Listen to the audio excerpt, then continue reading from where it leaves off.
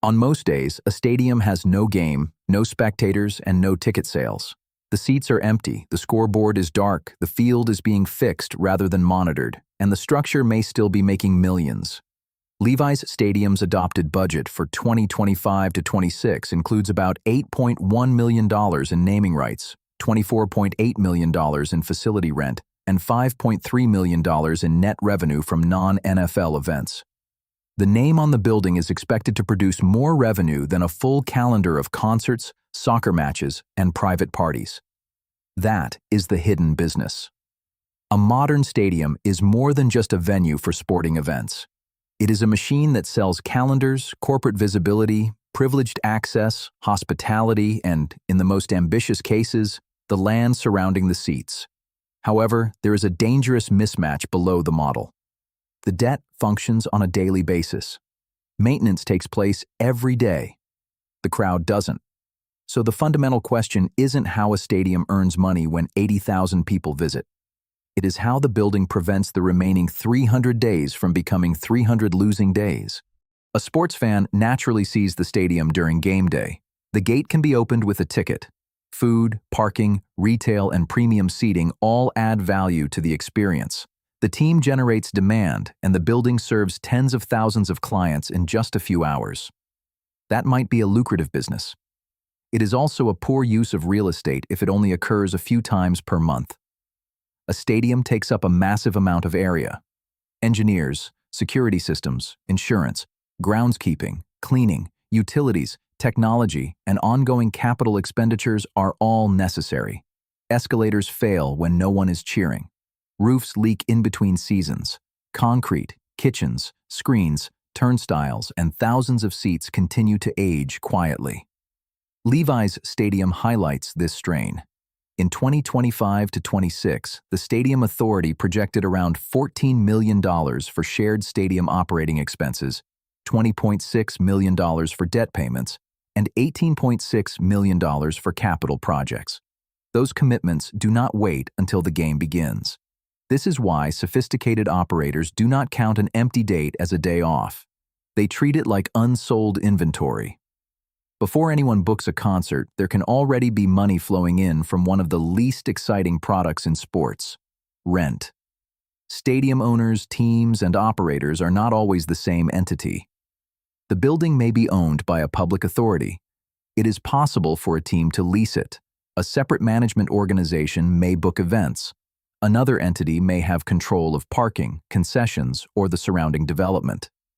Facility rent at Levi's Stadium is estimated to be $24.8 million, which is more than the combined revenue from naming rights and expected non-NFL events. That rent has value since it is contractual.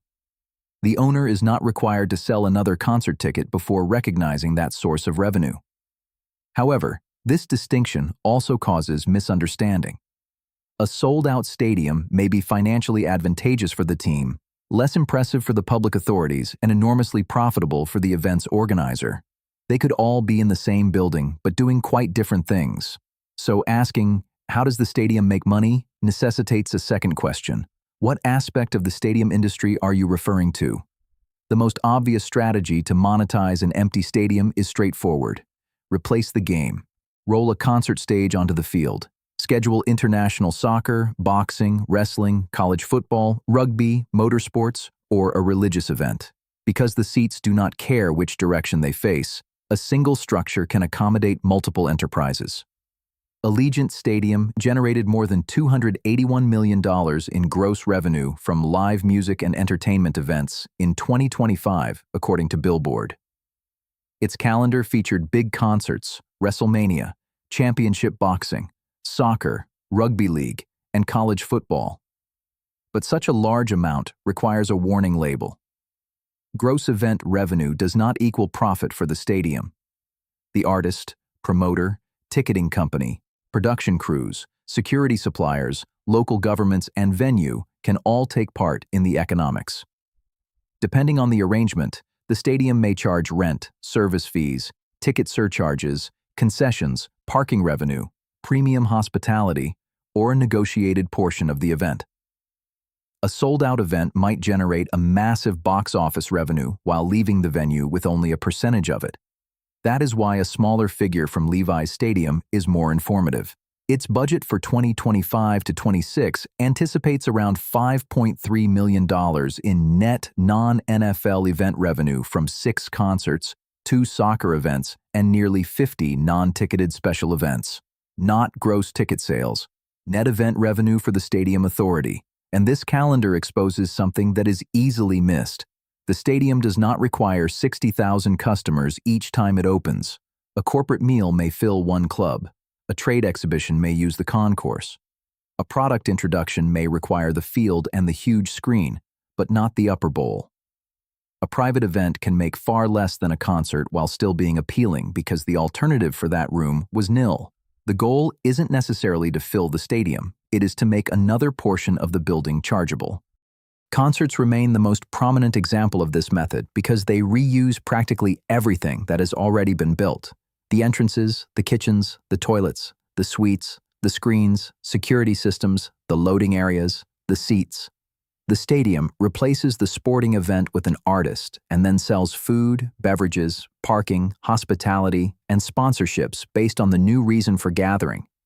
This can have a significant impact on a venue with high overhead. The building has already paid for the majority of its physical capacity.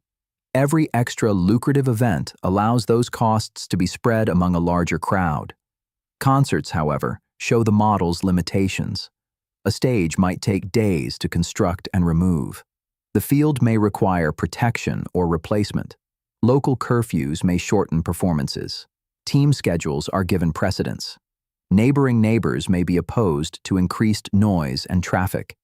Even if a venue has an empty date, it may be unsuitable for the tour. The calendar only generates revenue when the building, city, promoter, performer, and principal sports tenant all agree. And the most successful trips utilize leverage. They can select another city.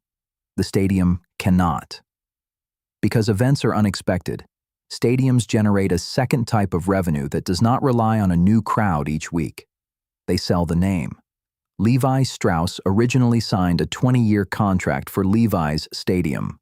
After an extension, the naming rights agreement is estimated to produce around $273.1 million over a 30-year period ending in 2044.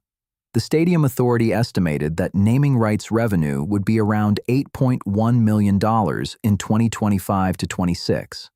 The sponsor isn't only paying to have letters placed over an entryway, it is purchasing repetition. The company's name appears on television visuals, digital tickets, maps, transportation instructions, news stories, concert advertisements, social posts, hospitality invitations, and any sentence that starts with "tonight." The event lasts several hours. The name goes throughout the year. SoFi's arrangement in Los Angeles demonstrates how extensive these alliances may extend. Its 20-year contract includes the stadium name, but SoFi also became a partner with the Rams, Chargers, the nearby performance facility, and the larger Hollywood Park region. The bundle goes beyond a sign. Sponsorship benefits may include branded lounges, signage, ticket access, customer events, digital advertising, hospitality, and category exclusivity. Venue sponsorship deals may also include ticket pre-sales, beverage pouring rights, online advertising, and personalized brand experiences. This is appealing revenue since it is contractual. A bad season does not cancel the sponsor's annual payment, but it isn't entirely passive. The venue must continue to offer publicity, space, tickets, suites, signage, and activation rights. Levi's Stadium, for example, has budgeted millions for upgraded naming rights signage and has suite and ticket responsibilities associated with important events. Even the name has a cost in commodities. Then comes the smallest looking business, which may be the most direct answer to the title of this video. When nothing is going on, you can sell access. Allegiant Stadium provides tours of locations that spectators are generally unable to access, like the locker rooms, broadcast booth, private clubs, press areas, and field. Tottenham Hotspur Stadium offers tours, the Dare Skywalk over the building, meeting facilities, and an in-stadium Formula One karting experience. These attractions use the stadium itself as their product. No team has to win. It is not necessary for the artist to arrive. The customer is paying to enter the machinery that powers the event. The same reasoning applies to conferences, award dinners, weddings, filmmaking, exhibitions, job fairs, and company meetings. A premium lounge earning a few $1,000s during a weekday conference will not transform the economics of a multi-billion-dollar project on its own. Stadium economics, however, are based on a combination of revenue streams rather than a single magical product. 10 modest events can fill rooms that might otherwise be dark. Tours provide everyday foot traffic. Visitors purchase food and products. A corporation that attends a conference may eventually become a suite holder or sponsor. The stadium becomes its own attraction. Premium hospitality expands on the same concept. A premium suite offers more than just a better view of the field. For a business, it might be a private client entertainment area with a changeable program of sports and concerts. SoFi Stadium was created with 260 luxurious suites and over 13,000 premium seats. These areas can be offered through leases, season packages, specific event rentals, hospitality agreements, and sponsorship allocations. The customer isn't only paying to watch football. It is paying for controlled access to an audience, a status indicator, and a space where commerce can be conducted. A standard seat is sold for the night. A suite might be offered based on the relationship. And because the suite may be used for football, concerts, and corporate functions, adding more dates increases the value of the premium inventory. The stadium isn't only filling seats more frequently. It makes the annual contract for those seats easier to justify. The most ambitious stadium model finally extends outside the stadium. SoFi Stadium is the centerpiece of Hollywood Park, a 298-acre development that will include over 1.5 million square feet of initial retail and office space, 2,500 homes, a hotel, a smaller concert venue, plazas, and more than 20 acres of parkland. This alters the financial question. The stadium no longer has to collect every dime at the turnstile. It can serve as an anchor, increasing the visibility, visitor traffic, and potential value of the surrounding area. Residents can pay their rent when no game is on. Office tenants can use the district throughout the week. Restaurants can serve employees, locals, concert-goers, and tourists. Sponsors can purchase publicity for an entire location rather than just one bowl of seats. Not all of this revenue necessarily goes to the stadium entity. It is important to consider ownership structures. The building may be owned by the city. It may be operated by a team.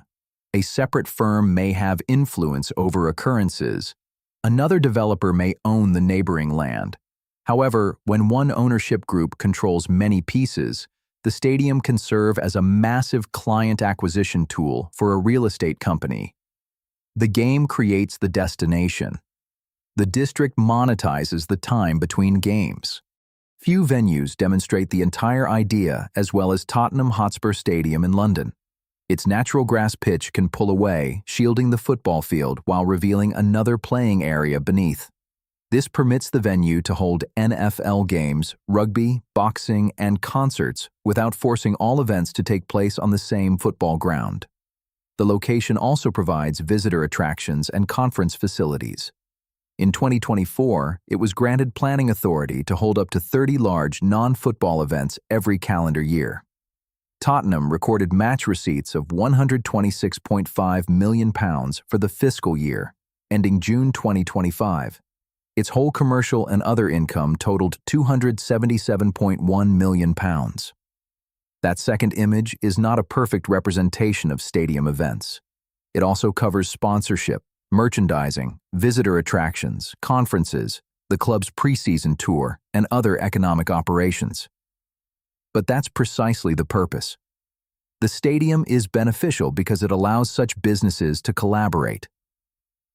A fan attends a football game. A tourist walks the skywalk. A corporation rents an event venue.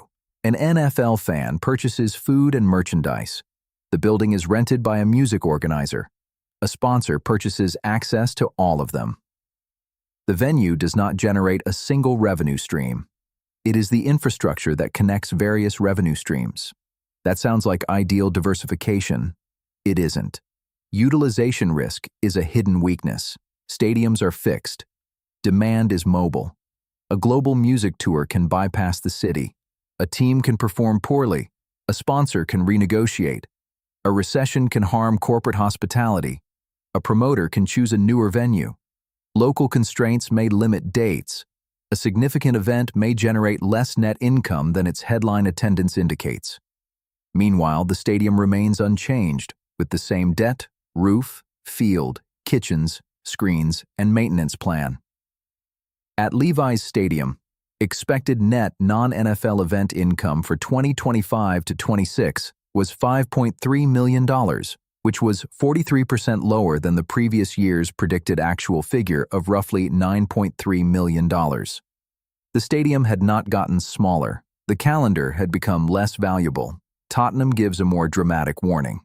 Despite earning £565.3 million in total revenue and operating one of the world's most commercially adaptable stadiums, the club reported a £94.7 million loss after tax for the fiscal year ending June 2025 and a net debt of £831.2 million.